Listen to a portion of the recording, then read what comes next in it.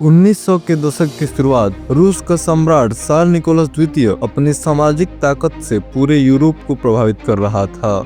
लेकिन इस विशाल साम्राज्य के अंतिम शासक और उसके परिवार के साथ क्या हुआ, यह एक ऐसी रहस्य है जो आज तक अनसुलझा है। क्या आप जानते हैं कि रोमनोव परिवार की मौत के पीछे छुपी हुई एक ऐसी कहानी है जो आज भी दुनिया भर के इतिहासकारों को हैरान करती है। 1917 में रूस की क्रांति के बाद त्सार निकोलस द्वितीय और उनका परिवार राजगद्दी से हटाकर येकातेरिनबर्ग नामक एक छोटे से शहर में नजरबंद कर दिया गया।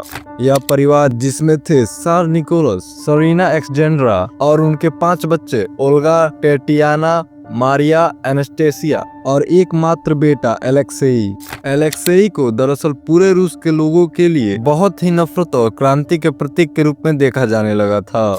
16 जुलाई 1918 की रात को रोमनोव परिवार के साथ एक ऐसा घटना घटी जो न सिर्फ रूस बल्कि पूरी दुनिया को हिलाकर रख दिया। रात के अंधेरे में सशस्त्र क्रांतिकारी सैनिकों ने उनके कमरे का घेराव किया और उन्हें गुप्त आदेशों के तहत गोली मार दी। पूरी दुनिया ने यह सोचा कि रोमनोव परिवार का अंत हो गया, लेकिन क्या यह सच था? क्या वास्तव में रोमनोव परिवार के सभी सदस्य मारे गए थे? रिपोर्ट्स के अनुसार जब रोमनोव परिवार को गोली मारी गई तो उनके शवों को एक अज्ञात जगह पर दफन कर दिया गया। लेकिन समय बीतने के साथ कुछ ऐसे संदेह उत्पन्न हुए जो आज तक अनसुलझे हैं। क्या वास्तव में सारे सदस्य मारे गए थे?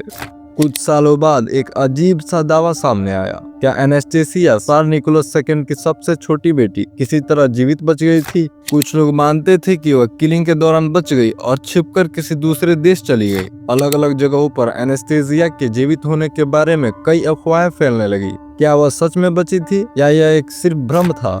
एना एंडरसन नाम की एक महिला ने दावा किया कि वो असल में एनास्टेसिया है। यह महिला जर्मनी में मिली थी और उसने कई सालों तक खुद को एनास्टेसिया घोषित किया।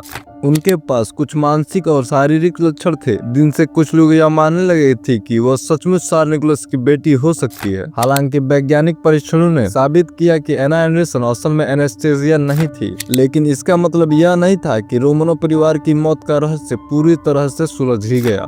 1991 में येकातेरिनबर्ग में रोमनोव परिवार के शवों को फिर से खोजा गया। वैज्ञानिकों ने डीएनए टेस्टिंग की और यह सब साबित किया कि त्सार निकोलस द्वितीय, सरीना एक्सजेंड्रा और उनके बच्चों की मौत हो चुकी थी। लेकिन एक बड़ा सवाल उठकर खड़ा हुआ। उन सभी में एक बच्ची का शव गायब था। यह बच्ची कौन थी? 2007 में लगभग 90 साल बाद डीएनए परीक्षणों ने यह पुष्टि की एनास्टेसिया और उसके छोटे भाई एलेक्सेई का शव भी दफनाया गया था। यह साबित हुआ कि दोनों की हत्या कर दी गई थी। लेकिन यह सवाल अब भी बरकरार है। क्या कुछ और राज छुपाए गए थे? क्या रोमनोव परिवार के साथ कुछ और ही रहस्य जुड़े हुए हैं जो आज तक उजागर नहीं हुए? रोमनोव परिवार की मौत रूस के इतिहास में एक बहुत ही बड़ा अध्याय बन चुकी है, लेकिन आज भी इस परिवार की रहस्यमयी मौत और उनके वंशजों को लेकर कई सवाल उठते रहते हैं।